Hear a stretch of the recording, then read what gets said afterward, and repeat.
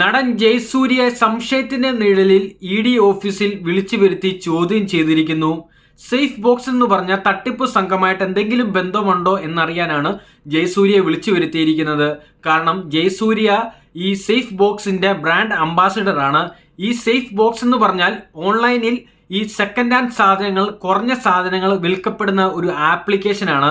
ആ ആപ്ലിക്കേഷനിൽ ധാരാളം ആൾക്കാർ ഇൻവെസ്റ്റ് ചെയ്തിരിക്കുന്നു. അതിൽ കൂടുതലും മലയാളികളാണ്. സേവ് ബോക്സ് ആപ്പ് തട്ടിപ്പ് കേസിൽ നടൻ ജയസൂര്യയെ ഇ.ഡി. ചോദ്യം ചെയ്യുന്നു എന്നുള്ളതാണ്. കൊച്ചി ഓഫീസിൽ വെച്ചാണ് ഈ ചോദ്യം ചെയ്യൽ. സേവ് ബോക്സിന്റെ ബ്രാൻഡ് അംബാസിഡറായി ജയസൂര്യക്ക് കരാറുണ്ടായിരുന്ന ഇ.ഡിക്ക് വിവരം കിട്ടിയിരുന്നു. ജെവിൻ ടുട്ടു ഉണ്ട് ഇ.ഡി. ഓഫീസിന് മുന്നിൽ നിന്നും. ജെവിൻ, ഇതെന്താണ് കേസ്? ഏത് സാഹചര്യത്തിലാണ് ഈ ചോദ്യം ചെയ്യൽ? ശാലിനി, നിലവിൽ ഇപ്പോൾ ജയസൂര്യയെ ഇത് രണ്ടാം വട്ടമാണ് ഇ.ഡി. ചോദ്യം ചെയ്യുന്നത്. ജയസൂര്യയും ഭാര്യയുമാണ് നേരത്തെ ഇ.ഡി. ഓഫീസിലേക്ക് എത്തിയത്. ഇതിന്റെ പശ്ചാത്തലം ഇങ്ങനെയാണ്. ഈ മാസം 25 ലക്ഷം രൂപ വരെ വാഗ്ദാനം ചെയ്ത സേവ് ബോക്സ് എന്ന പേരിൽ ഒരു ഓൺലൈൻ ആപ്പ്, അതൊരു ലേലം നടത്തുന്ന സ്ഥാപനമാണ്. അതിനൊരു ആപ്പുമുണ്ട്. ഈ ആപ്പ് രൂപീകരിച്ചിട്ടാണ് തൃശൂർ സ്വദേശിയായ ഒരു സ്വാതിക് റഹീം നേരത്തെ ഒരു തട്ടിപ്പ് നടത്തിയത്. അതിൽ സ്വാതികിനെതിരെ പോലീസ് കേസ് അടക്കമുണ്ട്. ഈ സംഭവം എന്ന് വെച്ചാൽ ഈ മൊബൈൽ ഫോണ് തുടങ്ങിയ ഇലക്ട്രോണിക് ഉപകരണങ്ങൾ കുറഞ്ഞ വിലയ്ക്ക് ലേലത്തിൽ ഓൺലൈനിലൂടെ വ്യാപാരം നടത്തുന്ന വാഗ്ദാനമായിരുന്നു. അങ്ങനെ വാഗ്ദാനം നടത്തിയുള്ള ഒരു തട്ടിപ്പായിരുന്നു. ഈ ആപ്പിന്റെ ബ്രാൻഡ് അംബാസിഡർ ആയിട്ട് ജയസൂര്യ ഉണ്ടായിരുന്നു എന്നതാണ് ഇപ്പോൾ ജയസൂര്യ ചോദ്യം ചെയ്യാൻ കാരണം. ഈ ആപ്പിനെതിരെ വലിയ രീതിയിൽ പണം തട്ടിപ്പുമായി ബന്ധപ്പെട്ട് പോലീസ് കേസെടുത്തിട്ടുണ്ട്.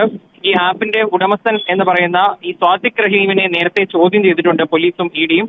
അതിന് പിന്നാലെയാണ് ഇപ്പോൾ ജയസൂര്യയെ ചോദ്യം ചെയ്യുന്നത്. ഡിസംബർ 24, 2 ദിവസം മുൻപും ജയസൂര്യ ഇ.ഡി. ഓഫീസിൽ ഹാജരായിരുന്നു.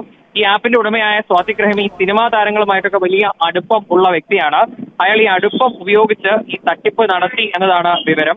ഈ താരങ്ങൾക്ക് ഒപ്പമുള്ള ചിത്രങ്ങളും അവർക്ക് കൂടെയുള്ള വീഡിയോകളും ഒക്കെ പ്രചരിപ്പിച്ചുകൊണ്ടാണ് ഈ ആപ്പിലേക്ക് ഈ ആളുകളെ എത്തിച്ചിരുന്നതും പണം തട്ടിയെടുത്തതും. അപ്പൊ ഇതിന്റെ പേരിൽ ഇപ്പോൾ ഇ.ഡി. അന്വേഷിക്കുന്നത് ഇതിൽ വലിയ രീതിയിലുള്ള കള്ളപ്പണ ഇടപാട് നടന്നോ എന്നതടക്കമാണ്. അതിൽ ഈ ജയസൂര്യയെ ചോദ്യം ചെയ്യാൻ വിളിപ്പിച്ചിരിക്കുകയാണ്. ഏകദേശം 1.5 മണിക്കൂറായി കൊച്ചിയിലെ ഇ.ഡി. ഓഫീസിലാണ് ജയസൂര്യ.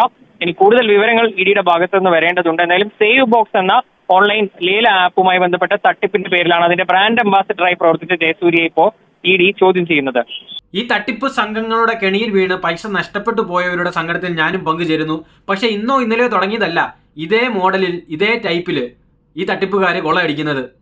ഒരു സമയത്ത് മണി ചെയിൻ ആണെങ്കിൽ ഒരു സമയത്ത് ഇതുപോലെ പൈസ ഇടുക, ഡബിൾ കിട്ടും, ഇൻട്രസ്റ്റ് കിട്ടും, പേ ഔട്ട് കിട്ടും. ഇൻട്രസ്റ്റ് തരാൻ ഇവർ ഗവൺമെന്റ് ആണോ? എന്താ അല്ലേ?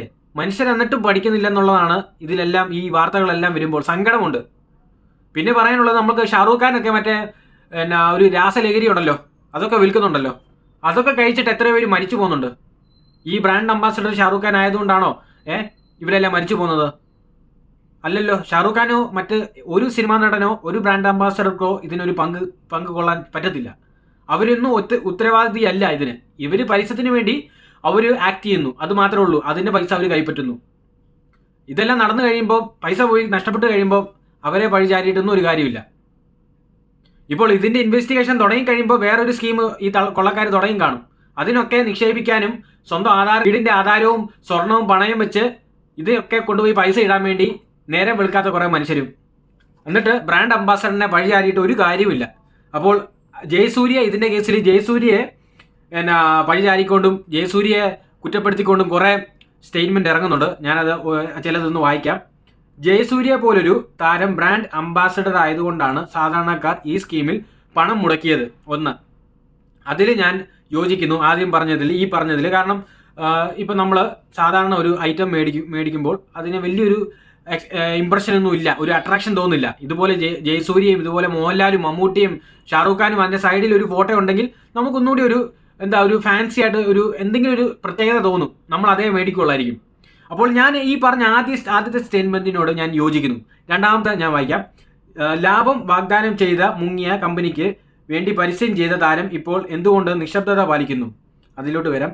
കമ്പനി ഉടമസ്ഥർക്കൊപ്പം തന്നെ ബ്രാൻഡ് അംബാസഡർക്കും ഈ തട്ടിപ്പിൽ ധാർമ്മികമായ ഉത്തരവാദിത്തമുണ്ടെന്ന് നിക്ഷേപകർ ആരോപിക്കുന്നു. അതിനോടും രണ്ടാമത്തതും മൂന്നാമത്തതിനോടും എനിക്ക് ഒട്ടും ചേർച്ചില്ല. കാരണം ഞാൻ പറഞ്ഞല്ലോ, ഈ ജയസൂര്യ എന്ന് പറയുന്നത് അവര് പൈസ കൈപ്പറ്റി അവരാ പരിപാടി ഇവരുമായിട്ടൊരു പങ്കില്ല.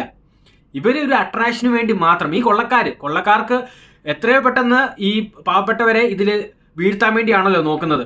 അതിലൊക്കെ ചെന്ന് വീഴുകയും ചെയ്യും മലയാളികൾ. ഇനിയെങ്കിലും നേരം വെളുക്കുക എന്നുള്ളതാണ് നമ്മൾ മലയാളികൾ മനുഷ്യർ ചെയ്യേണ്ടത്. ഇതൊക്കെ അട്രാക്ഷന് വേണ്ടിയാണ് ഇതുപോലെ ബ്രാൻഡ് അംബാസിഡറിനെ ഒക്കെ ഇതിൽ ഉൾപ്പെടുത്തുന്നത്. അല്ലാതെ ഇപ്പോൾ ED ചോദ്യം ചെയ്യുന്നത് ഇന്നുകൊണ്ട് കഴിഞ്ഞു. അല്ലാണ്ട് നിങ്ങൾ കൂടുതൽ അതിനെക്കുറിച്ച് അതിൽ നിന്ന് വലിയ ഗുണം കിട്ടുമെന്നൊന്നും നോക്കണ്ട.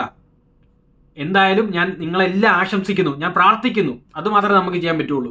നമ്മുടെ കോടതിയുണ്ട്, നമ്മുടെ നിയമ സംവിധാനമുണ്ട്, അതിൽ നമ്മൾ വിശ്വസിക്കുക. ഇനി നിങ്ങൾക്ക് എല്ലാവർക്കും പൈസ തിരിച്ചു കിട്ടട്ടെ എന്ന് ഞാൻ പ്രാർത്ഥിക്കുന്നു. അത് മാത്രമേ നമുക്ക് ചെയ്യാൻ പറ്റുള്ളൂ. പിന്നെ ഇതിന് പോരാടുക. ഇത്രയില്ല കൊള്ളക്കാർ ഇനിയും നമ്മുടെ തലമുറ നശിപ്പിക്കാൻ വേണ്ടി ഉള്ളവർ ഇനിയും ഉണരരുത്, ഇനിയും ജീവിക്കരുത്. അവരെ എത്രയോ പെട്ടെന്ന് ശിക്ഷിക്കുക. നിങ്ങൾ അതിന് പോരാടുക. അതിനൊക്കെ നമ്മൾ സപ്പോർട്ട് ചെയ്തിരിക്കും. ഇനി ഇങ്ങനത്തെ ജാതി ആൾക്കാർ ഇനി ഉണ്ടാകരുത്. തൃശ്ശൂരുകാരനാണ് ഇത്, ഈ കൊള്ളയിൽ മുതലാളി. ഇവനെ എന്നും വെച്ച് പുറപ്പിക്കല്, ജയിലിൽ തന്നെ ഇട്ട് ക്രൂശിക്കണം, നശിപ്പിക്കണം. അപ്പോൾ എല്ലാം വിധ സപ്പോർട്ട് നമ്മൾ ഇതിന് ഉണ്ടായിരിക്കും. ഞാൻ എൻ്റെ എല്ലാം പിന്തുണ ഇതിലുണ്ടായിരിക്കും. അപ്പം വേറെ മറ്റൊന്നും എനിക്ക് പറയാനില്ല. ദയവ് ചെയ്ത് എല്ലാ മലയാളികളോടും ഇനിയുള്ള തലമുറയോടുമാണ് ഞാൻ പറയാൻ പോകുന്നത്, ഇതുപോലെയുള്ള സ്കീമിലൊന്നും ഇൻവെസ്റ്റ് ചെയ്യാതിരിക്കുക. നമുക്ക് വിശ്വസിച്ച് ചെയ്യാൻ വേണ്ടി ധാരാളം സ്കീമുകളുണ്ട്. ഗവൺമെൻറ്റിൻ്റെ പോസ്റ്റ് ഓഫീസിലെ സ്കീമുകളുണ്ട്. അതുപോലെ നമ്മൾ ഇച്ചിരി കൂടി പഠിച്ച് ചെയ്യാൻ വേണ്ടിയാണെങ്കിൽ സ്റ്റോക്ക് മാർക്കറ്റിലൊക്കെ ഇൻവെസ്റ്റ് ചെയ്യാൻ പറ്റുമല്ലോ. അതിലൊക്കെ ചെയ്യാനുള്ള ഇച്ചിരി പ്രൊഫഷണലായിട്ടൊക്കെ ചെയ്യും. ഈസി വഴിയായിട്ട് ഇങ്ങനെ പൈസ നിക്ഷേപിച്ച് പൈസ ഇങ്ങോട്ട് കൈകൊണ്ട് തരുന്ന സ്കീമിലൊന്നും ചെയ്യാതിരിക്കുക. അത് തന്നെയാണ് ചെയ്യേണ്ടത്. നമ്മൾ കഷ്ടപ്പെടാതെ ഒന്നും കിട്ടത്തില്ല. ഇനിയുള്ള തലമുറ എങ്കിലും ഇത് പഠിക്കണം. അതുകൊണ്ട് നമ്മൾ ഇപ്പോഴത്തെ തലമുറ ഇനി ഇങ്ങനത്തെ വൃത്തികെട്ട സ്കീമിലൊന്നും ചേരാതിരിക്കുക. നമ്മൾ ഇനി മുൻപോട്ടുള്ള തലമുറയ്ക്ക് ഒരു പാഠമാകരുത്. അത് തന്നെയാണ് എനിക്ക് പറയാനുള്ളത്. മറ്റൊന്നും പറയാനില്ല. See you soon. Bye.